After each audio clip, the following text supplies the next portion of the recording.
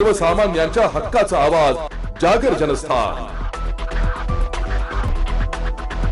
नाशिक महानगरपालिका साजरा करत आहेत स्वच्छतेचा हरित कुंभ।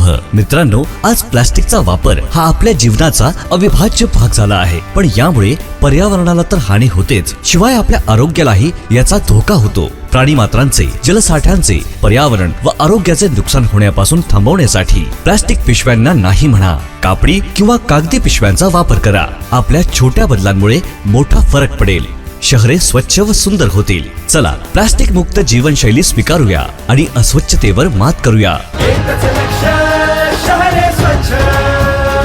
नाशिक महानगरपालिका नाशिक तर्फे जनहितार्थ प्रसारित।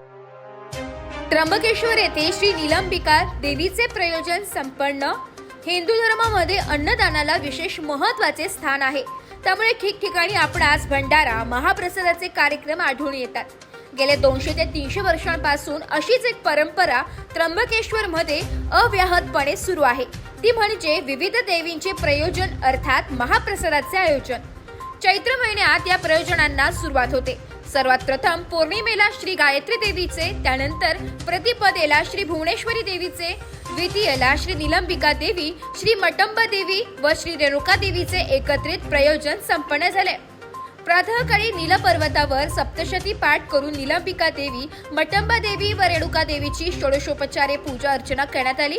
पूजा करून देवतेला अलंकारयुक्त साज शृंगार करण्यात आला।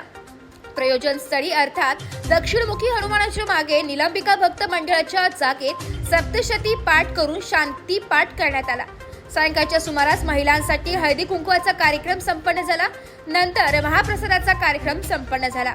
महाप्रसाद म्हणून गुलाबजाम ठेवण्यात आले। सायंकाळी 7 ते रात्री 11 पर्यंत 3000 पेक्षा अधिक भाविकांनी महाप्रसादाचा लाभ घेतला। प्रयोजनासाठी गावातून वर्गणी गोळा केली जाते। नागरिक सुद्धा यथाशक्ती रोख अथवा अन्नधान्याच्या स्वरूपात सढळ हाताने मदत करतात। प्रयोजन स्थळी नागरिक मंडळाचे अध्यक्ष वेदमूर्ती उत्तम शास्त्री ढेरगे यांच्याकडे वर्गणी जमा करीत होते।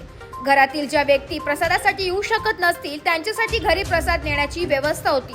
उदय दीक्षित, संकेत शास्त्री दीक्षित, रत्नाकर जोशी, निलेश जोशी भाविकांना डब्यात भरून प्रसाद देत होते। संध्याकाळच्या रमणीय वातावरणात अनेकांनी महाप्रसादाचा लाभ घेतला। दिनांक 17 एप्रिल रोजी ग्रामदेवता महादेवीचे तर 21 एप्रिल रोजी श्री म्हाळसा देवीचे प्रयोजन संपन्न होईल। जागर जनस्थानसाठी प्रतिनिधी रवींद्र धारणे, त्र्यंबकेश्वर।